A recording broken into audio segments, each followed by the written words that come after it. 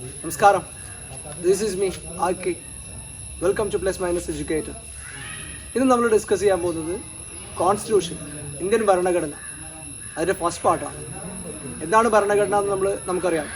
ആ ഭരണഘടന എന്തൊക്കെയാണ്, അല്ലെങ്കിൽ അതിനെക്കുറിച്ചുള്ള കൂടുതൽ ഇൻഫർമേഷൻസ് ആണ് ഇന്നത്തെ ക്ലാസ്സിൽ നമ്മൾ ഡിസ്കസ് ചെയ്യാൻ പോകുന്നത്. ഇന്നത്തെ ക്ലാസ് ഭരണഘടനയെക്കുറിച്ചാണ്. നേരെ നമുക്ക് ക്ലാസ്സിലോട്ട് പോകാം. വെൽക്കം കേട്ടോ. ഇന്ന് നമ്മൾ ഡിസ്കസ് ചെയ്യാൻ പോകുന്നത് ഇന്ത്യൻ കോൺസ്റ്റിറ്റ്യൂഷനാണ്.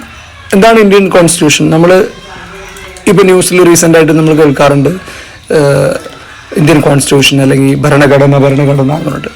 എന്താണ് ഇന്ത്യൻ കോൺസ്റ്റിറ്റ്യൂഷൻ? ഭരണഘടന എന്ന് പറഞ്ഞു കഴിഞ്ഞാൽ ഒരു രാജ്യത്തിന് ഒരു ബേസ് വേണ്ടേ, നിയമത്തിനൊരു ബേസ് വേണം. ആ ബേസാണ് ഇന്ത്യൻ്റെ കോൺസ്റ്റിറ്റ്യൂഷൻ. അല്ലെങ്കിൽ മറ്റുള്ള രാജ്യങ്ങളുടെ അല്ലെങ്കിൽ അവരവരുടെ കോൺസ്റ്റിറ്റ്യൂഷൻ എന്ന് പറയുന്നത് നിയമം എങ്ങനെ പോകണം, അല്ലെങ്കിൽ ജനങ്ങൾക്ക് എന്തൊക്കെ റൈറ്റ്സ് ഉണ്ട്, ജനങ്ങൾക്ക് എന്തൊക്കെ ഡ്യൂട്ടീസ് ഉണ്ട്, അല്ലെങ്കിൽ രാഷ്ട്രീയ പാർട്ടികൾ, അല്ലെങ്കിൽ ജഡ്ജ്, കോർട്ടിലെ സുപ്രീം കോടതി ജഡ്ജ്, ഹൈക്കോടതി ജഡ്ജ്, ഗവർണേഴ്സ്, ഇവരുടെയൊക്കെ ജോലി എന്താണ്, അല്ലെങ്കിൽ അവർക്ക് എന്തൊക്കെ അധികാരങ്ങളുണ്ട്, അങ്ങനെയുള്ള കാര്യങ്ങളൊക്കെ എഴുതപ്പെട്ടിട്ടുള്ള ഒരു ലിഖിതമായിട്ടുള്ള അല്ലെങ്കിൽ അലിഖിതമായിട്ടുള്ള രണ്ട് തരം ഭരണഘടനയുണ്ട്.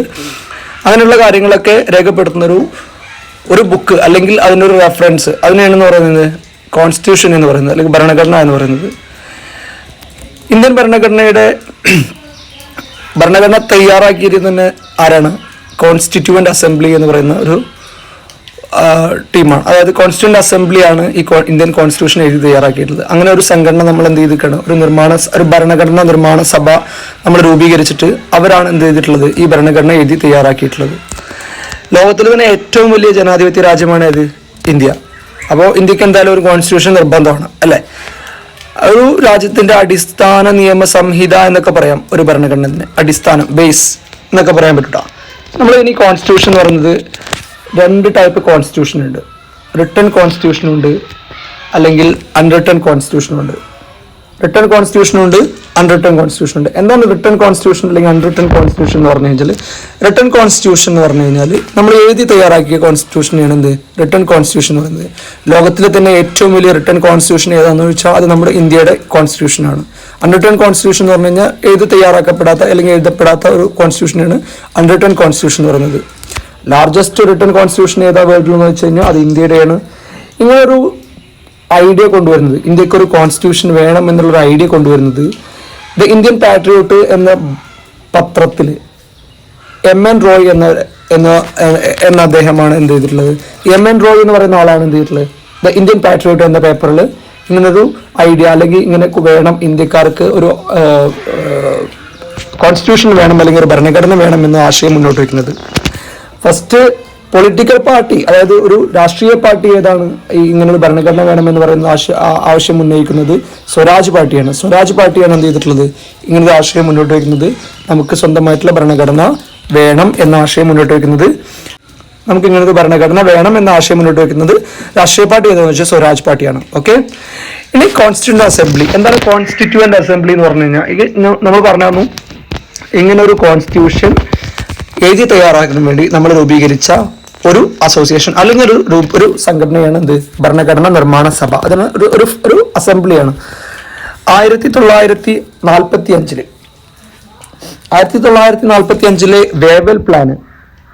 വേവൽ പ്ലാനാണ് ഇതിൻ്റെ ഒരു ബേസ് എന്ന് പറയുന്നത്. ഇന്ത്യക്കാർക്ക് അവരുടെ സ്വന്തം ഭരണഘടന എഴുതി തയ്യാറാക്കണം എന്ന നിർദ്ദേശം കൊണ്ടുവന്നത് തന്നെ ആരാണ്? ഈ വേവൽ പ്ലാനാണ്. ഈ വേവൽ പ്ലാനിലൂടെയാണ് എന്ത് ചെയ്തിട്ടുള്ളത്, ഇന്ത്യക്കാർക്ക് അവരുടെ സ്വന്തമായിട്ടുള്ള കോൺസ്റ്റിറ്റ്യൂഷൻ അല്ലെങ്കിൽ അവരുടെ ഭരണഘടന വേണം എന്ന് നിർദ്ദേശം കൊണ്ടുവരുന്നത്. ഭരണഘടനാ നിർമ്മാണ സഭ ജലദോഷമൊക്കെ ഉണ്ട്, അതുകൊണ്ടാണ്. ഭരണഘടനാ നിർമ്മാണ സഭ രൂപീകരിക്കാൻ കാരണം എന്താണെന്ന് വെച്ചിട്ടുണ്ടെങ്കിൽ എന്താണ്? ക്യാബിനറ്റ് മിഷനാണ്. ക്യാബിനറ്റ് മിഷനാണ് അതിൻ്റെ കാരണം തന്നെ. ഇങ്ങനൊരു ഭരണഘടന കൊണ്ടുവരാൻ തന്നെ കാരണം ഏതാണെന്ന് വെച്ചാൽ ക്യാബിനറ്റ് മിഷനാണ്. ഓക്കെ. 1946 മാർച്ച് 24 ക്യാബിനറ്റ് മിഷൻ ഇന്ത്യയിലെത്തി. അതായത് 1946 മാർച്ച് 24 ക്യാബിനറ്റ് മിഷൻ എന്ത് ചെയ്യുന്നത്, ഇന്ത്യയിലോട്ട് എത്തുന്നത്. ഈ ക്യാബിനറ്റ് മിഷനെ നമ്മളെ ഇങ്ങോട്ട് പറഞ്ഞയച്ചത് ആരാന്ന് വെച്ചിട്ടുണ്ടെങ്കിൽ ക്ലെമന്റ് ആറ്റ്ലി എന്ന ബ്രിട്ടീഷ് പ്രസിഡന്റാണ് എന്ത് ചെയ്തിട്ടുള്ളത്, നമ്മളെ ഇന്ത്യയിലോട്ട് ഇന്ത്യക്കാർക്ക് വേണ്ടിയിട്ട് ഭരണഘടന തയ്യാറാക്കാൻ വേണ്ടിയിട്ടൊരു ക്യാബിനറ്റ് മിഷന് ഇന്ത്യയിലോട്ട് അയക്കുന്നത്. ഈ ക്യാബിനറ്റ് മിഷൻ 1946 മെയ് 16 അവരുടെ പ്ലാൻ എന്താണ് എന്നല്ലെങ്കിൽ അവരുടെ ഈ ഭരണഘടനയുടെ ഉണ്ടാക്കുന്നതിന് വേണ്ടിയിട്ടുള്ള അവരുടെ പ്ലാൻ എന്താണോ അത് അവർ പബ്ലിഷ് ചെയ്തിട്ടുണ്ട്. 1946 മെയ് 16 അവരെന്ത് ചെയ്തിട്ടുള്ളത് പ്ലാന് പബ്ലിഷ് ചെയ്തിട്ടുള്ളത്. ആ സമയത്ത് നമ്മുടെ ഇവിടെ രാജ്യം ഭരിച്ചിരുന്നത് വേവൽ പ്രഭു ആയിരുന്നു. ആ സമയത്ത് ഇവർ വൈസ്രോയി ആയിട്ടുണ്ടെന്ന് വെച്ചിട്ടുണ്ടെങ്കിൽ ചോദിക്കാറുണ്ട്, എക്സാമിന് ചോദിക്കാറുള്ളതാണ്. ആ സമയത്ത് ക്യാബിനറ്റ് മിഷൻ വരുന്ന സമയത്ത് നമ്മുടെ വൈസ്രോയി ആരാന്ന് ചോദിച്ചിട്ടുണ്ടെങ്കിൽ, ഇന്ത്യയുടെ വൈസ്രോയി ആരാന്ന് ചോദിച്ചിട്ടുണ്ടെങ്കിൽ, അല്ലെങ്കിൽ ബ്രിട്ടീഷ് വൈസ്രോയി ആരാന്ന് ചോദിച്ചിട്ടുണ്ടെങ്കിൽ വേവൽ പ്രഭു ആയിരുന്നു. ഓക്കെ, ക്ലെമന്റ് ആറ്റ്ലി ആയിരുന്നു ആ സമയത്ത് എന്ത് ബ്രിട്ടീഷ് പ്രൈം മിനിസ്റ്റർ ആയിട്ടുള്ളത്. ഇനി അതിലെ മെമ്പേഴ്സ് എന്ന് പറഞ്ഞു കഴിഞ്ഞാൽ ക്യാബിനറ്റ് മിഷൻ ഒരു ഹൈ പവേർഡ് മിഷനാണ്. അതായത് അവരെ അയച്ചിട്ടുള്ളത് 1946 ഇന്ത്യയിലോട്ട് അയച്ചത് ആറ്റ്ലി ഗവൺമെന്റ് ആണ്. ബ്രിട്ടീഷ് പ്രൈം മിനിസ്റ്റർ ആയിട്ടുള്ള ആറ്റ്ലി ഗവൺമെന്റ് ആണ് നമ്മൾ നേരത്തെ പറഞ്ഞു. അതിൽ 3 മെമ്പേഴ്സ് ആണ് ഉണ്ടായിരുന്നത്. Pethick Lawrence, Stafford Cripps and A V. Alexander. ഇങ്ങനെ 3 പേരടങ്ങിയിട്ടുള്ള ഒരു ടീമിനെ ആണ് ക്യാബിനറ്റ് മിഷൻ. ആ ക്യാബിനറ്റ് മിഷനെ അയക്കുന്നത്, ക്യാബിനറ്റ് മെമ്പേഴ്സായിട്ട് 3 പേരെ അയക്കുന്നത് ക്ലെമന്റ് ആറ്റ്ലി. ആ 3 പേരിൽ Pethick Lawrence, Stafford Cripps and A V. Alexander, ഇവർ 3 പേരും അടങ്ങിയിട്ടുള്ള ഒരു ടീമിനെ ഇങ്ങോട്ട് ഇന്ത്യയിലോട്ട് അയക്കായിരുന്നു. പെത്തിക് ലോറൻസ് ആയിരുന്നു ഇവരുടെ ചെയർമാൻ ആയിട്ടുണ്ടായിരുന്നത്. പെത്തിക് ലോറൻസ് ആയിരുന്നു. പിന്നെ നമ്മൾ ചർച്ച ചെയ്യാൻ പോകുന്നത് 1946 ഡിസംബർ 6 എന്ത് ചെയ്തിട്ടുള്ളത്. 1946 ഡിസംബർ 6 കോൺസ്റ്റിറ്റ്യൂന്റ് അസംബ്ലി നിലവിൽ വരുന്നത്, ഫോം ചെയ്യുന്നത് തന്നെ എന്നാണ്. കോൺസ്റ്റിറ്റ്യൂന്റ് അസംബ്ലി ഫോം ചെയ്യുന്നത് 1946 ഡിസംബർ 6 1946 ഡിസംബർ 9 അവരുടെ എന്ത് ചെയ്തിട്ടുള്ളത് പ്രഥമ സമ്മേളനം അല്ലെങ്കിൽ ഫസ്റ്റ് ആയിട്ടുള്ള അസംബ്ലി നടന്നിട്ടുള്ളത്. അവർ അസംബ്ലി ഫോം ചെയ്തു. എന്നിട്ട് അവർ ഒരു സമ്മേളനമായിട്ട് അല്ലെങ്കിൽ അവർ ചർച്ച ചെയ്യാൻ വേണ്ടിയിട്ട് ഇരുന്നിട്ടുള്ളത് എന്നാണ് ഡിസംബർ 1 1946 ഡിസംബർ 9 ഫസ്റ്റ് സമ്മേളനം ആരംഭിച്ചു. എത്ര പേര് സമ്മേളനത്തിൽ പങ്കെടുത്തു എന്ന് വെച്ചാൽ 207 മെമ്പേഴ്സ് ഇതിനകത്ത് എന്ത് ചെയ്തിട്ടുണ്ട്, ഈ ഫസ്റ്റ് കോൺസ്റ്റിറ്റ്യൂന്റ് അസംബ്ലിയിൽ പങ്കെടുത്തിട്ടുണ്ട്. 9 സ്ത്രീകൾ അടങ്ങുന്നുണ്ട്. 9 സ്ത്രീകൾ അടങ്ങുന്ന ഒരു 207 മെമ്പേഴ്സ് എന്ത് ചെയ്തിട്ടുണ്ട് ഈ ഫസ്റ്റ് കോൺസ്റ്റിറ്റ്യൂന്റ് അസംബ്ലിയിൽ എന്ത് ചെയ്തിട്ടുണ്ട് പങ്കെടുത്തിട്ടുണ്ട്. ആ സമയത്ത് ഡോക്ടർ സച്ചിദാനന്ദ സിൻഹ എന്ന് പറയുന്ന ആളായിരുന്നു എന്ത് ഫസ്റ്റ് പ്രസിഡന്റ് ആയിട്ടുള്ളത്. ഡോക്ടർ സച്ചിദാനന്ദ സിൻഹ ആയിരുന്നു ഈ പെർമനന്റ് പ്രസിഡന്റ് ആയിട്ടുള്ളത് തെരഞ്ഞെടുത്തത്. പെർമനന്റ് അധ്യക്ഷൻ നമ്മുടെ ഈ സച്ചിദാനന്ദ സിൻഹ എന്ന് പറയുന്നത് പ്രഥമ അധ്യക്ഷൻ മാത്രമാണ്. അയാൾ എന്ത് ചെയ്തിട്ടുള്ളത് ഒരു ടെമ്പററി ആയിട്ടാണ് നമ്മൾ അന്ന് ഇലക്ട് ചെയ്തിട്ടുള്ളത്. എന്നിട്ട് പിന്നെ എന്ത് ചെയ്തിട്ടുണ്ട്, ഡോക്ടർ രാജേന്ദ്ര പ്രസാദിന് പെർമനന്റ് ആയിട്ടില്ലെങ്കിൽ സ്ഥിരം അധ്യക്ഷനായിട്ട് ആരെ തെരഞ്ഞെടുത്തു. 1946 ഡിസംബർ 11 ഡോക്ടർ രാജേന്ദ്ര പ്രസാദിനെ തെരഞ്ഞെടുത്തു. പിന്നെ അതിനുശേഷം ഡോക്ടർ രാജേന്ദ്ര പ്രസാദ് ആണ് എന്ത് പെർമനന്റ് ആയിട്ടുള്ള അധ്യക്ഷൻ എന്ന് പറയുന്നത്. ഇനി 1946 ഡിസംബർ 13 എന്തിട്ടുണ്ട് ഒബ്ജക്റ്റീവ് റെസൊല്യൂഷൻ അല്ലെങ്കിൽ ലക്ഷ്യപ്രമേയം എന്നൊക്കെ പറയും. PSCക്ക് ലക്ഷ്യപ്രമേയം എന്നൊക്കെ ചോദിക്കാറുണ്ട്. അപ്പോൾ ലക്ഷ്യപ്രമേയം അവതരിപ്പിച്ചത് ആരാന്ന് ചോദിച്ചു കഴിഞ്ഞാൽ ജവഹർലാൽ നെഹ്റു ആണ്. ജവഹർലാൽ നെഹ്റു ആണ് എന്ത് ചെയ്തിട്ടുള്ളത് ഡിസംബർ 13 1946 ഡിസംബർ 13 അവതരിപ്പിച്ചിട്ടുള്ളത് ലക്ഷ്യപ്രമേയം അല്ലെങ്കിൽ ഒബ്ജക്റ്റീവ് റെസൊല്യൂഷൻ അവതരിപ്പിച്ചിട്ടുള്ളത്. ആ ഒബ്ജക്റ്റീവ് റെസൊല്യൂഷനാണ് പിന്നീട് എന്തായിട്ടുള്ളത് ഈ കോൺസ്റ്റിറ്റ്യൂഷന്റെ ആമുഖം അല്ലെങ്കിൽ ഇൻട്രൊഡക്ഷൻ അല്ലെങ്കിൽ പ്രിയാമ്പിൾ എന്ന് പറയും. അതിന് വേർഡ് എന്താ ഉപയോഗിക്കണമെന്ന് വെച്ചാൽ പ്രിയാമ്പിൾ ആണ്. അപ്പൊ പ്രിയാമ്പിൾ ഒബ്ജക്റ്റീവ് റെസൊല്യൂഷന്റെ പിന്നീട് വന്നൊരു ഫോമാണ് എന്ത് പ്രിയാമ്പിൾ എന്ന് പറഞ്ഞിട്ടുള്ളത്. 1946 ഡിസംബർ 23 എന്ത് ചെയ്തിട്ടുണ്ട് നമ്മുടെ ഈ ഫസ്റ്റ് സമ്മേളനം എന്ത് ചെയ്തിട്ടുണ്ട് അവസാനിച്ചിട്ടുണ്ട്. ഇനി മറക്കാൻ പാടില്ല 1946 ഡിസംബർ 6 കോൺസ്റ്റിറ്റ്യൂന്റ് അസംബ്ലി ഫോം ചെയ്തു. ഡിസംബർ 9 അവർ ഫസ്റ്റ് സമ്മേളനം വിളിച്ചു. ആ സമയത്ത് സച്ചിദാനന്ദൻ സിൻഹനെ ഫസ്റ്റ് പ്രസിഡന്റ് അല്ലെങ്കിൽ അധ്യക്ഷനായിട്ട് തെരഞ്ഞെടുത്തു. 1946 ഡിസംബർ 11 രാജേന്ദ്ര പ്രസാദിനെ പെർമനന്റ് പ്രസിഡന്റ് ആയിട്ട് തെരഞ്ഞെടുത്തു. 1946 ഡിസംബർ 13 ഒബ്ജക്റ്റീവ് റെസൊല്യൂഷൻ അവതരിപ്പിച്ചു. ആ ഒബ്ജക്റ്റീവ് റെസൊല്യൂഷനാണ് പിന്നീട് എന്ത് ചെയ്തിട്ടുള്ളത് പ്രിയാമ്പിൾ ആയിട്ടുള്ളത്. 1946 ഡിസംബർ 23 ഫസ്റ്റ് സെഷൻ എൻഡ് ആയിട്ടുണ്ട്. ഓക്കെ, ഇനി എത്ര മെമ്പേഴ്സ് ഉണ്ട് ഈ കോൺസ്റ്റിറ്റ്യൂന്റ് അസംബ്ലി എന്നുള്ളതാണ്. ഈ കോൺസ്റ്റിറ്റ്യൂന്റ് അസംബ്ലിയിൽ മൊത്തം ടോട്ടൽ ആയിട്ട് 389 മെമ്പേഴ്സ് ഉണ്ട്. 389 മെമ്പേഴ്സ് ഉണ്ട്. പിന്നെ നമ്മൾ എന്ത് ചെയ്തിട്ടുണ്ട് പാകിസ്ഥാൻ ഒക്കെ വിട്ടുപോയ സമയത്ത് ഈ പാകിസ്ഥാന്റെ പ്രദേശമായിട്ടുള്ള കുറെ സ്ഥലങ്ങൾ നമ്മൾ എന്ത് ചെയ്തിട്ട് പാകിസ്ഥാനിലെ വിട്ടുകൊടുത്തില്ല. പാകിസ്ഥാൻ പ്രദേശത്തെ ആളുകൾ ഒഴിഞ്ഞുപോയി. ആ സമയത്ത് നമ്മുടെ മെമ്പേഴ്സ് എന്തായി 299 ആയിട്ട് നമ്മൾ ചുരുങ്ങി. ആദ്യമേ 389 ഉണ്ടായിരുന്നു. പാകിസ്ഥാന്റെ പ്രദേശമായിട്ടുള്ള ആളുകളൊക്കെ അവിടുന്ന് വന്നിരുന്ന മെമ്പേഴ്സ് ഒക്കെ ഇത് പിരിഞ്ഞുപോയി. ആ സമയത്ത് പിന്നെ നമുക്ക് 299 മെമ്പേഴ്സ് ആണ് ഉണ്ടായിരുന്നത് പാകിസ്ഥാന്റെ ഇതിന് ശേഷം ഡിവിഷന് ശേഷം. അതിനകത്ത് ഈ കോൺസ്റ്റിറ്റ്യൂന്റ് അസംബ്ലിയിൽ ഒപ്പുവെച്ചിട്ടുള്ളത് 284 മെമ്പേഴ്സാണ്. 299 മെമ്പേഴ്സിൽ 284 മെമ്പേഴ്സ് എന്ത് ചെയ്തിട്ടുണ്ട് ഇതിനകത്ത് സൈൻ ചെയ്തിട്ടുണ്ട്. ഇതിൽ 292 മെമ്പേഴ്സ് ഇലക്റ്റഡ് മെമ്പേഴ്സാണ്. 292 മെമ്പേഴ്സും എന്താണ് ഇലക്റ്റഡ് മെമ്പേഴ്സും ഈ ഫസ്റ്റ് 93 മെമ്പേഴ്സ് പ്രിൻസ്ലി സ്റ്റേറ്റ് എന്നുള്ള മെമ്പേഴ്സ് ആയിരുന്നു. 93 മെമ്പേഴ്സ് പ്രിൻസ്ലി സ്റ്റേറ്റ്സ്. അതായത് ഈ നമ്മുടെ നാട്ടിൽ എന്ത് ചെയ്തിട്ടുണ്ട് അങ്ങനെ നമ്മുടെ നാട്ടിൽ ഇപ്പോൾ കേരളത്തിലൊക്കെ എന്തുണ്ട് തിരുവിതാംകൂർ രാജഭരണം എന്നുണ്ടാകുന്നില്ല. അങ്ങനെ രാജഭരണമുള്ള ആ സ്ഥലത്തു നിന്നൊക്കെ എന്ത് ചെയ്തിട്ടുണ്ട് 93 മെമ്പേഴ്സിന് പ്രിൻസ്ലി സ്റ്റേറ്റിന് ഈ രാജഭരണമുള്ള സ്ഥലത്തു നിന്നൊക്കെ എന്ത് ചെയ്തിട്ടുണ്ട് കൊണ്ടുവന്നിട്ടുണ്ട്. പിന്നെ 292 ആളും ഇലക്റ്റഡ് മെമ്പേഴ്സാണ്. ഇതിനകത്ത് 15 സ്ത്രീകൾ അടങ്ങിയിട്ടുണ്ട്, 17 പേര് മലയാളികളാണ്. അതായത് നമ്മൾ PSC ചോദിക്കാറുള്ള ചോദ്യമാണ് എത്ര മലയാളികൾ കോൺസ്റ്റിറ്റ്യൂന്റ് അസംബ്ലിയിൽ ഉണ്ടായിരുന്നു എന്നാണ്. 17 മലയാളികൾ ഉണ്ടായിരുന്നു. പിന്നെ മൊത്തം 15 സ്ത്രീകളാണ് കോൺസ്റ്റിറ്റ്യൂന്റ് അസംബ്ലിയിൽ ഉണ്ടായിരുന്നത്.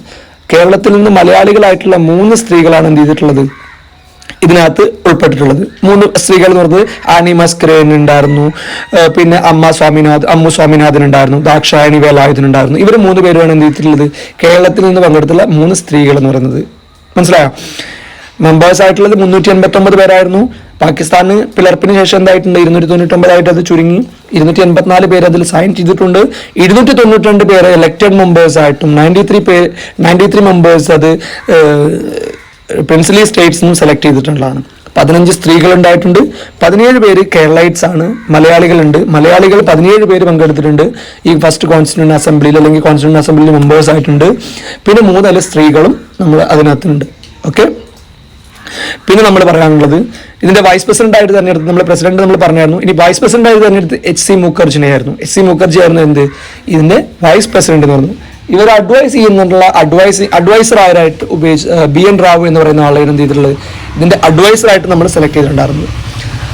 1947 ഓഗസ്റ്റ് 29 ഡ്രാഫ്റ്റിംഗ് കമ്മിറ്റി എന്ത് ചെയ്തിട്ടുണ്ട് ഭരണഘടനയുടെ കരട് തയ്യാറാക്കുന്നതിന് വേണ്ടിയിട്ടാണ് നമ്മൾ എന്ത് ചെയ്തിട്ടുള്ളത് ഡ്രാഫ്റ്റിംഗ് കമ്മിറ്റിനെ നിയമിച്ചിട്ടുള്ളത്. ഈ ഡ്രാഫ്റ്റിംഗ് കമ്മിറ്റി നിലവിൽ വന്നത് 1947 ഓഗസ്റ്റ് 29.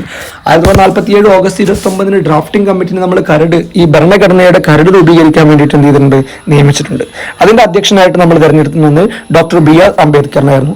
അയാളായിരുന്നു അദ്ദേഹമായിരുന്നു ചെയർമാൻ. ഡോക്ടർ BR അംബേദ്കർ ആയിരുന്നു നമ്മളെ ഡ്രാഫ്റ്റിംഗ് കമ്മിറ്റിയുടെ ചെയർമാൻ. PSC ചോദിക്കാറുണ്ട്, SSC ചോദിക്കാറുണ്ട്, എല്ലാ ഒട്ടുമിക്ക എക്സാംസിനും ചോദിക്കാറുള്ള ചോദ്യമാണ്. ഇനി ചോദിക്കാൻ അറിയില്ല, പക്ഷെ ചോദിച്ചുകൊണ്ടിരിക്കുന്ന ഒരു ക്വസ്റ്റൻ ആണ് എന്ത് ഡ്രാഫ്റ്റിംഗ് കമ്മിറ്റിയുടെ ചെയർമാൻ ആരായിരുന്നു എന്നുള്ളത്, അല്ലെങ്കിൽ പ്രഥമ അധ്യക്ഷൻ ആരായിരുന്നുള്ളത്. പ്രഥമ അധ്യക്ഷൻ നമ്മൾ പറഞ്ഞായിരുന്നു സച്ചിദാനന്ദ സിൻഹയാണ്. ഇനി പെർമനന്റ് ആയിട്ടുള്ള അധ്യക്ഷൻ ആരാണെന്ന് ചോദിച്ചു കഴിഞ്ഞാൽ ഡോക്ടർ രാജേന്ദ്ര പ്രസാദാണ്. ഇതിനകത്ത് 7 മെമ്പേഴ്സ് ഉണ്ടായിരുന്നു ഈ ഡ്രാഫ്റ്റിംഗ് കമ്മിറ്റിനകത്ത്. അവരാണ് Alladi Krishnaswamy Iyer, N Gopalaswamy, BR Ambedkar, KM Munshi, Muhammad Saadulla, BL Mitter, DP കെയ്ത്താൻ. ഇങ്ങനെയുള്ള 7 മെമ്പേഴ്സ് ഉണ്ടായിരുന്നു ഇതിനകത്ത് ഈ ഡ്രാഫ്റ്റിംഗ് കമ്മിറ്റിയിൽ. അതിന്റെ ചെയർമാനായിട്ട് ആരായിരുന്നു BR അംബേദ്കർ. ജൂലൈ 22 നമ്മൾ എന്ത് ചെയ്തിട്ടുണ്ട് നാഷണൽ ഫ്ലാഗിന് നമ്മൾ അക്സെപ്റ്റ് ചെയ്തിട്ടുണ്ട്. ഈ കോൺസ്റ്റിറ്റ്യൂന്റ് അസംബ്ലി എന്ത് ചെയ്തിട്ടുണ്ട് 1947 ജൂലൈ 22 നാഷണൽ ഫ്ലാഗ് എന്ത് ചെയ്തിട്ടുണ്ട് സെലക്ട് ചെയ്തിട്ടുണ്ട്. പിന്നെ 1950 ജനുവരി 24 നമ്മളെ നാഷണൽ ആന്തം ദേശീയ ഗാനം ദേശീയ ഗീതം എന്ത് ചെയ്തിട്ടുള്ളത് നമ്മൾ ചൂസ് ചെയ്തിട്ടുള്ളത് സെലക്ട് ചെയ്തിട്ടുള്ളത്. 1947 ഓഗസ്റ്റ് 14 നമ്മൾ ഈ ഒരു കോൺസ്റ്റിറ്റ്യൂന്റ് അസംബ്ലിനെ നമ്മൾ എന്ത് ചെയ്തിട്ടുള്ളത് നിയമനിർമ്മാണ സഭ അല്ലെങ്കിൽ പാർലമെന്റ് ആയിട്ട് അംഗീകരിച്ചിട്ടുള്ളത്. 1947 ഓഗസ്റ്റ് 14 എന്ത് ചെയ്തിട്ടുള്ളത്. അതുവരെ ഇതുണ്ടായിരുന്നു കോൺസ്റ്റിറ്റ്യൂന്റ് അസംബ്ലി ആയിരുന്നു. പിന്നെ നമുക്ക് സ്വാതന്ത്ര്യം കിട്ടി ഓഗസ്റ്റ് 15 നമ്മൾ എന്ത് ചെയ്തു ഓഗസ്റ്റ് 15 സ്വാതന്ത്ര്യം കിട്ടുന്നതിന് തൊട്ട് മുന്നത്തെ ദിവസം നമ്മൾ എന്ത് ചെയ്തിട്ടുണ്ട് ഈ കോൺസ്റ്റിറ്റ്യൂന്റ് അസംബ്ലിനെ നമ്മൾ എന്ത് ചെയ്തിട്ടുണ്ട് 1947 ഓഗസ്റ്റ് 14 എന്ത് ചെയ്തിട്ടുണ്ട് അതൊരു പാർലമെന്റ് ആയിട്ട് അംഗീകരിച്ചുകൊണ്ട്. അതുവരെ അത് എന്തായിരുന്നു കോൺസ്റ്റിറ്റ്യൂന്റ് അസംബ്ലി ആയിരുന്നു. അപ്പൊ മറക്കരുത് 1947 ഓഗസ്റ്റ് 14 നമ്മൾ എന്ത് ചെയ്തിട്ടുണ്ട് കോൺസ്റ്റിറ്റ്യൂന്റ് അസംബ്ലിനെ നമ്മൾ എന്ത് ചെയ്തിട്ടുണ്ട് അതൊരു പാർലമെന്റ് ആയിട്ട് അംഗീകരിച്ചിട്ടുണ്ട്. 1947 നവംബർ 17 അവരുടെ ഫസ്റ്റ് സെഷൻ പാർലമെന്റിന്റെ അല്ലെങ്കിൽ നിയമനിർമ്മാണ സഭയുടെ ഫസ്റ്റ് സെഷൻ ആരംഭിച്ചിട്ടുണ്ട്. 1947 നവംബർ 17 1947 ഓഗസ്റ്റ് 14 അത് അംഗീകരിച്ചിട്ടുണ്ടെങ്കിൽ കൂടിയിട്ട് അവരുടെ ഫസ്റ്റ് സമ്മേളനം നടന്നത് എന്നായിരുന്നു നവംബർ 17 ആ സമയത്ത് എന്ത് ചെയ്തിട്ടുണ്ട് ഇവർ GV മാവ്ലങ്കർ എന്നയാളെ എന്ത് ചെയ്തിട്ടുണ്ട് GV മാവ്ലങ്കറിനെ നമ്മൾ സ്പീക്കറായിട്ട് തെരഞ്ഞെടുത്തു.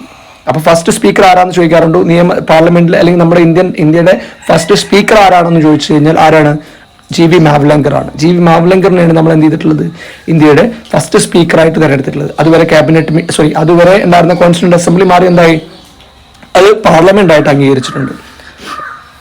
നമ്മൾ പഠിക്കാനുള്ളത് ഇതിനകത്ത് കുറേ കമ്മിറ്റികൾ ഉണ്ടായിരുന്നു. Important committees of the constituent assembly and their chairmans. ഈ കോൺസ്റ്റിറ്റ്യൂന്റ് അസംബ്ലിക്കകത്ത് കുറേ കമ്മിറ്റികൾ ഉണ്ടായിരുന്നു. അതിൽ ഇമ്പോർട്ടൻ്റ് ആയിട്ടുള്ള 16 കമ്മിറ്റികളോളം ഉണ്ടായിട്ടുണ്ടായിരുന്നു. 16 കമ്മിറ്റീസ് ഈ കോൺസ്റ്റിറ്റ്യൂന്റ് അസംബ്ലിയിൽ ഉണ്ടായിരുന്നു. അതിലുള്ള ചില ഇമ്പോർട്ടൻ്റ് ആയിട്ടുള്ള കമ്മിറ്റികൾ നമുക്കൊന്ന് പഠിക്കാം. Committee on the rules of പ്രൊസീജിയറിന് പറയുന്ന കമ്മിറ്റിയുടെ ചെയർമാൻ ആയിട്ടുണ്ടായിരുന്ന ആളാണ് രാജേന്ദ്ര പ്രസാദ്. ഡോക്ടർ രാജേന്ദ്ര പ്രസാദ് ആയിരുന്നു എന്ത് റൂൾസ് ഓഫ് പ്രൊസീജിയറിന്റെ chairman ആയിട്ടുണ്ടായിരുന്നത്.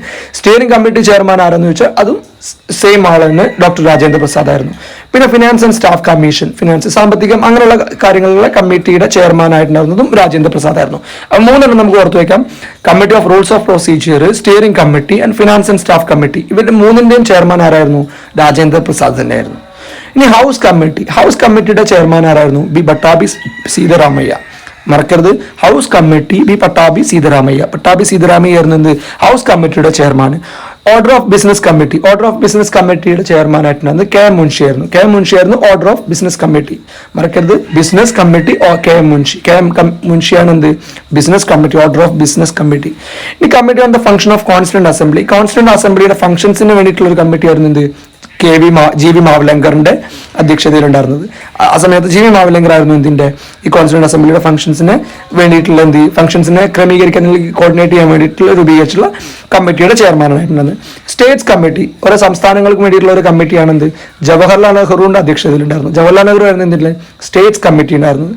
Advisory committee on fundamental rights, അതായത് മൗലികാവകാശങ്ങൾ എന്തൊക്കെ അല്ലെങ്കിൽ എങ്ങനെയൊക്കെ വേണം എന്നുള്ള കാര്യങ്ങളൊക്കെ ഡീൽ ചെയ്യാൻ വേണ്ടിയിട്ടുള്ള അധ്യക്ഷനെ ഒരു കമ്മിറ്റി ഉണ്ടായിരുന്നു. ആ കമ്മിറ്റിയുടെ ചെയർമാൻ എന്തായിരുന്നു? സർദാർ വല്ലഭായ് പട്ടേലായിരുന്നു എന്ത് ഇതിന്റെ ചെയർമാൻ. അത് പിന്നെ minorities and tribal and excluded area അതായത് മൈനോറിറ്റീസിന് വേണ്ടിയിട്ടുള്ള കാര്യങ്ങൾ, മൈനോറിറ്റീസിന്റെ അവകാശങ്ങൾ എന്തൊക്കെയാണ് അങ്ങനെയുള്ള കാര്യങ്ങൾ, അല്ലെങ്കിൽ ട്രൈബൽസിന്റെ പട്ടികജാതി അങ്ങനെയുള്ള SC ST അവരുടെ പിന്നെ റൈറ്റ്സ് അങ്ങനെയുള്ള കാര്യങ്ങളൊക്കെ ഡീൽ ചെയ്യാൻ വേണ്ടിയിട്ടുള്ള കമ്മിറ്റിയുടെ ചെയർമാൻ ആയിരുന്നു സർദാർ വല്ലഭായ് പട്ടേൽ. ഇനി ഫണ്ടമെന്റൽ റൈറ്റ്സ് സബ് കമ്മിറ്റി, മൗലികാവകാശങ്ങൾക്ക് വേണ്ടി സബ് കമ്മിറ്റി രൂപീകരിച്ചിട്ടുണ്ട്. അതിന്റെ ചെയർമാൻ ആയിരുന്നു JB Kripalani. Union powers committee, അതായത് സെൻട്രൽ ഗവൺമെന്റിന് വേണ്ടിയിട്ടുള്ള കുറെ പവേഴ്സിന് എന്തൊക്കെ പവേഴ്സ് കൊണ്ടുവരണം അങ്ങനെയുള്ള കാര്യങ്ങളൊക്കെ ക്രോഡീകരിക്കുക അല്ലെങ്കിൽ അങ്ങനെയുള്ള കാര്യങ്ങളൊക്കെ ഡിസൈഡ് ചെയ്യാൻ വേണ്ടിയിട്ട് ഒരു കമ്മിറ്റി ഉണ്ടായിരുന്നു. ആ കമ്മിറ്റിയുടെ ചെയർമാൻ ആരായിരുന്നു? ജവഹർലാൽ നെഹ്റു ആയിരുന്നു. പിന്നെ യൂണിയൻ കോൺസ്റ്റിറ്റ്യൂഷൻ കമ്മിറ്റി, കോൺസ്റ്റിറ്റ്യൂഷന്റെ സെൻട്രൽ കേന്ദ്രം എന്ന് പറയുന്നത് അവരുടെ അതിന് വേണ്ടിയിട്ട് കമ്മിറ്റി, എല്ലാ ഇതിനും ക്രമീകരിക്കാൻ വേണ്ടിയിട്ട് ഒരു യൂണിയൻ വേണ്ടേ, സെന്റർ വേണ്ടേ, ആ സെന്റർ ആയിരുന്നു കോൺസ്റ്റിറ്റ്യൂഷന്റെ ഡിഫറെന്റ് കമ്മിറ്റീസിനെ ക്രോഡീകരിക്കാൻ വേണ്ടിയിട്ട് അല്ലെങ്കിൽ അവരെ കോർഡിനേറ്റ് ചെയ്യാൻ വേണ്ടിയിട്ട് ഉപയോഗിക്കുന്ന യൂണിയൻ കോൺസ്റ്റിറ്റ്യൂഷൻ കമ്മിറ്റി ആയിരുന്നു. അതിൽ അധ്യക്ഷനാരായിരുന്നു? ജവഹർലാൽ നെഹ്റു ആയിരുന്നു. പിന്നെ നമ്മുടെ ഡ്രാഫ്റ്റിംഗ് കമ്മിറ്റി നമ്മൾ നേരത്തെ പറഞ്ഞു. ഡ്രാഫ്റ്റിംഗ് കമ്മിറ്റിയുടെ ചെയർമാൻ ആരായിരുന്നു? PR അംബേദ്കർ ആണ്. ഒന്നുകൂടി പറയാം നമുക്ക്. Committee on the rules of procedure, steering committee and finance and staff commission, ഇതിന്റെ എല്ലാത്തിന്റെയും മൂന്നിന്റെ ആരായിരുന്നു? രാജേന്ദ്ര പ്രസാദ് ആയിരുന്നു, ഡോക്ടർ രാജേന്ദ്ര പ്രസാദ്. ഹൗസ് കമ്മിറ്റിയുടെ പട്ടാഭി സീതാരാമയ്യ. ഇപ്പോൾ പട്ടാഭി സീതാരാമൻ നമുക്ക് ഓർത്തു വെക്കാം, പട്ടാമ്പി ഹൗസ്. ഓക്കെ, അതങ്ങനെ ആലോചിച്ച് വെച്ചാൽ മതി, ഓർമ്മ വരും നമുക്ക്. പിന്നെ order of business committee K M Munshi. Committee on the functions of constituent അസംബ്ലിയുടെ ഫംഗ്ഷൻസിനെ കോർഡിനേറ്റ് ചെയ്യാൻ വേണ്ടിയിട്ട് JB മാവലങ്കറിന്റെ. ഈ JB മാവലങ്കർ ആണ് എന്ത് ചെയ്തിട്ടുള്ളത്? നമ്മുടെ ഫസ്റ്റ് സ്പീക്കർ നമ്മൾ നേരത്തെ പറഞ്ഞായിരുന്നു. പിന്നെ സ്റ്റേറ്റ്സ് കമ്മിറ്റി, സംസ്ഥാനങ്ങൾക്കുള്ള കാര്യങ്ങളൊക്കെ ചർച്ച നോക്കാൻ വേണ്ടിയിട്ട് ഒരു കമ്മിറ്റി ആയിരുന്നു ജവഹർലാൽ നെഹ്റുവിന്റെ. പിന്നെ അഡ്വൈസറി കമ്മിറ്റി ഓൺ ഫണ്ടമെന്റൽ റൈറ്റ്സിന്റെ കമ്മിറ്റിനെ അഡ്വൈസ് ചെയ്യാൻ, അതായത് ഫണ്ടമെന്റൽ റൈറ്റ്സ് എന്തൊക്കെ അവകാശങ്ങളാണ് അങ്ങനെ ഒരു കമ്മിറ്റിനെ അഡ്വൈസ് ചെയ്യാൻ വേണ്ടിയിട്ടുള്ള ഒരു കമ്മിറ്റി ആയിരുന്നു. അതിന്റെ സർദാർ വല്ലഭായ് പട്ടേലിന്റെ അധ്യക്ഷതയിലാണ് ചേർന്നത്. പിന്നെ fundamental rights sub committee JB Kripalani, union powers committee Jawaharlal Nehru, union constitution committee Jawaharlal Nehru, drafting കമ്മിറ്റിയുടെ ചെയർമാൻ BR അംബേദ്കർ. ഇപ്പൊ ഇത്രയും നമ്മൾ പറഞ്ഞു. ഇനി നമ്മൾ കുറച്ച് ഡേറ്റുകളാണ്. 1949 നവംബർ 26 നമ്മുടെ എന്ത് ചെയ്തിട്ടുണ്ട്? ഭരണഘടന നിലവിൽ വന്നിട്ടുണ്ട്. നമ്മൾ അംഗീകരിച്ചിട്ടുണ്ട്. ദേശീയ, അതായത് നമ്മൾ സ്വീകരിച്ചു എന്ന് പറയില്ലേ, നമ്മൾ അതിനെ എന്ത് ചെയ്തിട്ടുണ്ട്? അവരുടെ ഭരണഘടന നമ്മൾ സ്വീകരിച്ചു. 1949 ഭരണഘടന സ്വീകരിച്ചത് എന്താണെന്ന് വെച്ചാൽ നവംബർ 26, 1949 ഈ ദിവസമാണ് നമ്മൾ എന്ത് ചെയ്തിട്ടുള്ളത്? ഭരണഘടനാ ദിനം എന്ന് പറയുന്നത്. 1949 നവംബർ 26 അതിന് ദേശീയ നിയമദിനം എന്നാണ് ഇതേ ദിവസമാണ്. ഇനി 26 ജനുവരി 2 മാസങ്ങൾക്ക് ശേഷം 26 ജനുവരി 1950 നമ്മൾ എന്ത് ചെയ്തിട്ടുണ്ട്? ഈ ഒരു ഭരണഘടനയെ സ്വീകരിച്ചിട്ടുണ്ടല്ലോ, നമ്മൾ അതിന് അംഗീകാരം കൊടുത്തു 2 മാസങ്ങൾക്ക് ശേഷം. അതായത് 1950 ജനുവരി 26 എന്ത് ചെയ്തിട്ടുള്ളത്? ഭരണഘടന അംഗീകരിച്ചിട്ടുള്ളത്. അന്നാണ് നമ്മൾ എന്ത് റിപ്പബ്ലിക് ഡേ ആയിട്ട് ആചരിക്കുന്നത്. ജനുവരി 26 നമ്മൾ റിപ്പബ്ലിക് ഡേ ആയിട്ട് ആചരിക്കുന്നത് അതുകൊണ്ടാണ് നമ്മൾ എന്ത് ചെയ്തിട്ടുള്ളത്? റിപ്പബ്ലിക് ഡേ ജനുവരി 26 നമ്മൾ ആചരിക്കുന്നത്. ഓക്കെ. പിന്നെ അതുപോലെ ഈ ഒരു കോൺസ്റ്റിറ്റ്യൂഷൻ അല്ലെങ്കിൽ നമ്മുടെ ഒരു കോൺസ്റ്റിറ്റ്യൂഷൻ എഴുതി തയ്യാറാക്കാൻ വേണ്ടിയിട്ട് 2 വർഷം 11 മാസം 17 ദിവസം കൊടുത്തിട്ടുണ്ട്. 2 വർഷം 11 മാസം 17 ദിവസം.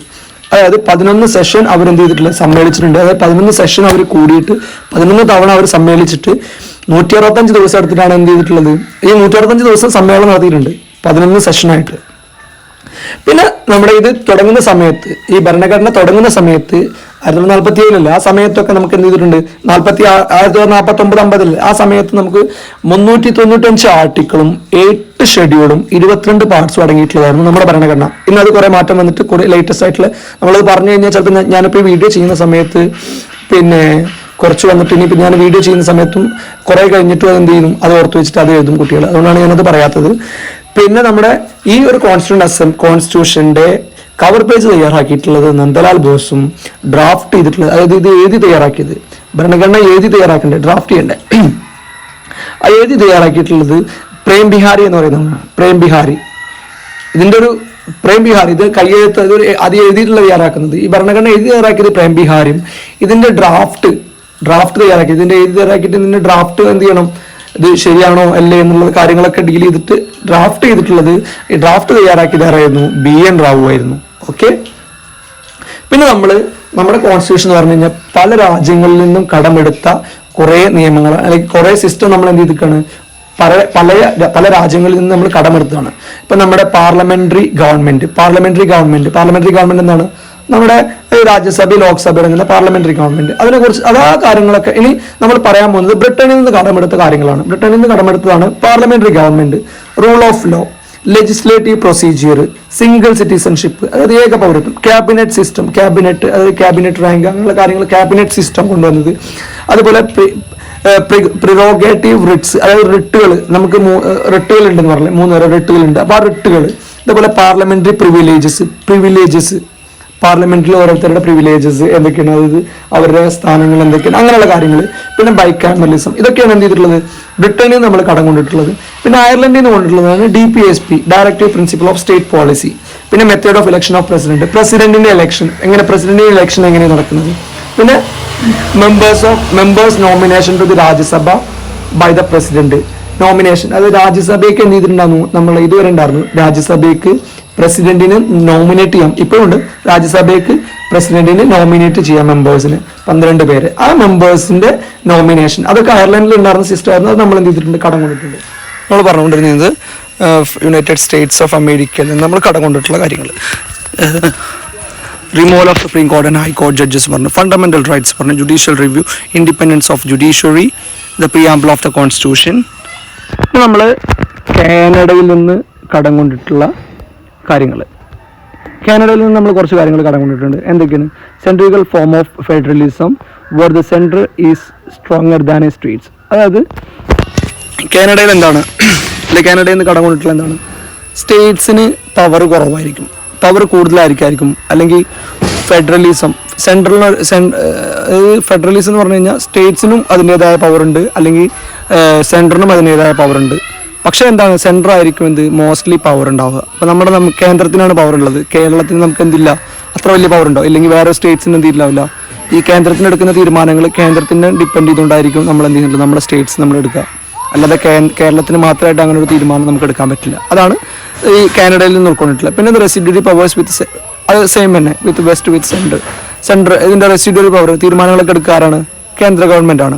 പിന്നെ central appoints the governors of the states at the states, ഗവർണേഴ്സിനെ അപ്പോയിൻറ്റ് ചെയ്യുന്ന ആരാണ്, ഓരോ സംസ്ഥാനത്തിന് വേണ്ടി ഗവർണർമാരെ അപ്പോയിൻറ്റ് ചെയ്യുന്നത് ആരാണ്, സെൻട്രൽ ഗവൺമെൻറ് അല്ലേ നമ്മുടെ ഇവരെ അപ്പോയിൻറ്റ് ചെയ്യുന്നത്.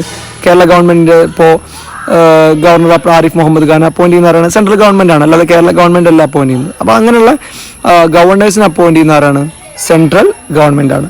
പിന്നെ advisory jurisdiction of the supreme court, എന്ത് ചെയ്യും, സുപ്രീം കോർട്ടിന് വേണ്ടിയിട്ടുള്ള അഡ്വൈസറി, പിന്നെ കേന്ദ്ര ഗവൺമെൻറ്റിൻ്റെ അല്ലെങ്കിൽ എന്തെങ്കിലും advisory jurisdiction of the supreme court, supreme കോർട്ടിന് വേണ്ടിയിട്ടുള്ള എന്തെങ്കിലും അഡ്വൈസറി കാര്യങ്ങളൊക്കെ അറിയുന്നുണ്ട് സെൻട്രൽ, അങ്ങനെയുള്ള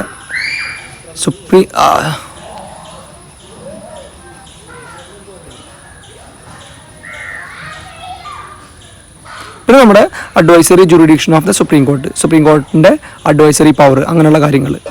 പിന്നെ ഓസ്ട്രേലിയയിൽ നിന്ന് കടം കൊണ്ടിട്ടുള്ളതാണ് കൺസെപ്റ്റ് ഓഫ് കൺകറന്റ് ലിസ്റ്റ്. നമുക്ക് 3 ലിസ്റ്റ് ഉണ്ടെന്ന് പറയാം, union list, state list, concurrent list. Concurrent list കടം കൊണ്ടിട്ടുള്ളത് എവിടെ നിന്നാണ്, ഓസ്ട്രേലിയയിൽ നിന്നാണ്. പിന്നെ joint sitting of the 2 houses, joint sitting രാജ്യസഭയും ലോക്സഭയും കൂടിയിട്ട് ജോയിൻറ്റ് സിറ്റിങ്ങിൻ്റെ അതും എവിടുന്ന് കടകൊണ്ടിട്ടുള്ളത് അങ്ങനൊരു ആശയം മുന്നോട്ട് കൊണ്ടുവന്നിട്ടുള്ളത് ഓസ്ട്രേലിയയിൽ നിന്നാണ്. Freedom of trade and commerce, നമുക്ക് സ്വാതന്ത്ര്യം എന്തിനു വേണ്ടിയിട്ടുള്ള ട്രേഡ് ആൻഡ് കൊമേഴ്സിന് വേണ്ടിയിട്ടുള്ള ഫ്രീഡം, അത് അങ്ങനെയുള്ളതൊക്കെ കൊണ്ടുവന്നിട്ടുള്ളത് എവിടുന്നാണ്? ഓസ്ട്രേലിയയിൽ നിന്ന് മറക്കരുത്. പിന്നെ നമ്മൾ റഷ്യയിൽ നിന്ന് കണ്ടിട്ട് ഫണ്ടമെൻ്റൽ ഡ്യൂട്ടീസ്, മൗലിക അവകാശങ്ങൾ യുണൈറ്റഡ് സ്റ്റേറ്റ്സ് ഓഫ് അമേരിക്കയാണ്. മൗലിക കടമകൾ കൊണ്ടുവന്നിട്ടുള്ള USSR റഷ്യയിൽ നിന്നാണ്. Okay, the areas of justice, social, economic and political, സാമൂഹികവും സാമ്പത്തികവുമായിട്ടുള്ള രാഷ്ട്രീയപരമായിട്ടുള്ള എന്തുണ്ട്? സമത്വം അല്ലെങ്കിൽ ജസ്റ്റിസ്. നമുക്ക് എന്ത് ചെയ്യണം?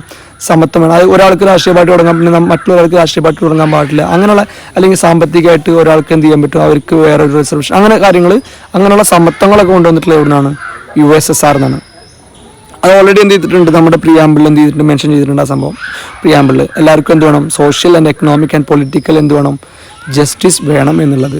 പിന്നെ നമ്മൾ ഫ്രാൻസിൽ നിന്ന് കടം കൊണ്ടിട്ടുള്ളതാണ് കൺസെപ്റ്റ് ഓഫ് റിപ്പബ്ലിക് എന്ന ഒരു ആശയം കടം കൊണ്ടിട്ടുള്ളത്. ഇപ്പോൾ നമുക്ക് കോൺസ്റ്റിറ്റ്യൂഷൻ നിലവിൽ വന്ന ദിവസത്തെ നമ്മൾ റിപ്പബ്ലിക് ഡേ ആയിട്ട് ആചരിക്കുന്നില്ലേ, അങ്ങനെ റിപ്പബ്ലിക് എന്നൊരു ആശയം കൊണ്ടിട്ടുള്ളത് എവിടുന്നാണ്? ഫ്രാൻസിൽ നിന്നാണ്. പിന്നെ ലിബർട്ടി, ഈക്വാലിറ്റി, സ്വാതന്ത്ര്യം, സമത്വം, അങ്ങനെയുള്ള സംഭവങ്ങളില്ലേ, അത് ഫ്രട്ടേണിറ്റി, അതായത് നമ്മുടെ ഈക്വാലിറ്റി, സമത്വം, ലിബർട്ടി, നമുക്ക് സ്വാതന്ത്ര്യം, സമത്വം, അങ്ങനെയുള്ള സഹോദരി, അങ്ങനെയുള്ള സംഭവങ്ങളൊക്കെ ഇല്ലേ, അതൊക്കെ ആശയം കൊണ്ട് നിലവന്നിട്ടുള്ള എവിടുന്നാണ്? ഫ്രാൻസിൽ നിന്നാണ്. അതും നമ്മൾ എന്ത് ചെയ്തിട്ടുണ്ട്? നമ്മുടെ പ്രിയാമ്പിളിൽ മെൻഷൻ ചെയ്തിട്ടുണ്ട്. പിന്നെ ജർമ്മനിയിൽ നിന്ന് അടങ്ങേണ്ടതാണ് fundamental rights are suspend during emergency.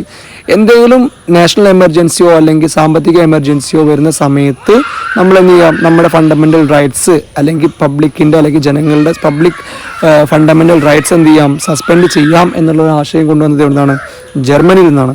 പിന്നെ south Africa, election of president of the Rajya Sabha, election of members of രാജ്യസഭയിലത്തെ മെമ്പേഴ്സിനെ എങ്ങനെ ഇലക്ട് ചെയ്തെടുക്കാം എന്നുള്ളത് ആശയം നിലവിലുള്ളത് സൗത്ത് ആഫ്രിക്കയിൽ നിന്നാണ്. പിന്നെ amendment of the constitution, article 368 പ്രകാരം നമ്മുടെ എല്ലാ ആർട്ടിക്കിളും എന്ത് ചെയ്യാൻ പറ്റും? അമെൻഡ് ചെയ്യാൻ പറ്റും. ഏതൊരു ആർട്ടിക്കിളും നമുക്ക് അമെൻഡ് ചെയ്യാം. അതിൻ്റെ പക്ഷേ എന്ത് ചെയ്യണം? അമെൻമെൻറ്റ് അല്ലെങ്കിൽ ഇങ്ങനെയുള്ള ആർട്ടിക്കിൾ അമെൻമെൻറ്റൊക്കെ ചെയ്യുന്ന ബേസ് ആയിട്ടുള്ള കാര്യങ്ങൾ എന്ത് ചെയ്യാൻ പറ്റില്ല? മാറ്റം വരുത്താതെ നമുക്ക് എന്ത് ചെയ്യാൻ പറ്റും? അമെൻമെൻറ്റ്, അതിൻ്റെ സ്ട്രക്ചർ മാറ്റം വരുത്താൻ പാടില്ല കോൺസ്റ്റിറ്റ്യൂഷൻ്റെ, അത് മാറ്റം വരുത്താതെ നമുക്ക് അമെൻമെൻറ്റ് ചെയ്യാം. അത് ആർട്ടിക്കിൾ 368 പറയുന്നുണ്ട്. അങ്ങനെ ഒരു ആശയം കൊണ്ടുവന്ന് സൗത്ത് ആഫ്രിക്കയിൽ നിന്നാണ്. പിന്നെ ജപ്പാനിൽ കൊണ്ടുവന്ന concept of procedure established by law. പിന്നെ നമ്മൾ ഗവൺമെൻറ് ഓഫ് ഇന്ത്യ ആക്ട് എന്നാണ് നമ്മൾ എന്ത് ചെയ്തിട്ടുള്ളത്? കൂടുതലായിട്ട് കടം കൊണ്ടിട്ടുള്ളത്. ഫെഡറൽ സ്കീം, അതായത് സ്റ്റേറ്റിനും അതുപോലെ സെൻട്രലിനും പവറുണ്ട്, അങ്ങനെയുള്ള കാര്യങ്ങളൊക്കെ ഫെഡറൽ സ്കീം, അങ്ങനെ സിസ്റ്റം കൊണ്ടുവന്നത്, ഫെഡറൽ ആയിട്ടുള്ള സിസ്റ്റം കൊണ്ടുവന്നത് എവിടെയാണ്? ഗവൺമെൻറ് ഓഫ് ഇന്ത്യ ആക്ട് 1935 എന്നാണ്.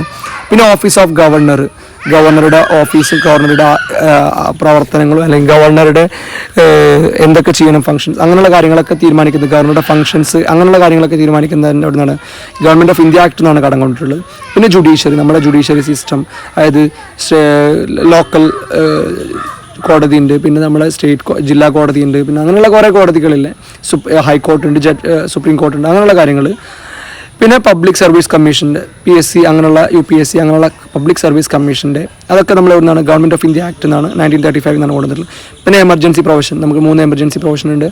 National emergency, state emergency and financial emergency, അങ്ങനെ 3 എമർജൻസീസിൻ്റെ പ്രൊവിഷൻസ് കൊണ്ടുവന്നിട്ടുള്ളത്. പിന്നെ അഡ്മിനിസ്ട്രേറ്റീവ് ഡീറ്റെയിൽസ്, ഇങ്ങനെയുള്ള കാര്യങ്ങളാണ് നമ്മൾ എന്ത് ചെയ്തിട്ടുള്ളത്? കടം കൊണ്ടിട്ടുള്ളത്. അപ്പോൾ ഇന്നത്തെ ക്ലാസ് ഇത്രയാണ്. നമ്മൾ കോൺസ്റ്റിറ്റ്യൂഷൻ്റെ ഫസ്റ്റ് പാർട്ടാണ് നമ്മളിപ്പോൾ ഇത്രയും നേരം ക്ലാസ് എടുത്തത്. മനസ്സിലാവാത്തവരുണ്ടെങ്കിൽ ഡൗട്ട് കമൻറ്റ് ചെയ്യുക. സബ്സ്ക്രൈബ് ചെയ്യാത്തവരുണ്ടെങ്കിൽ സബ്സ്ക്രൈബ് ചെയ്യുക. Thank you so much for watching and thank you once again.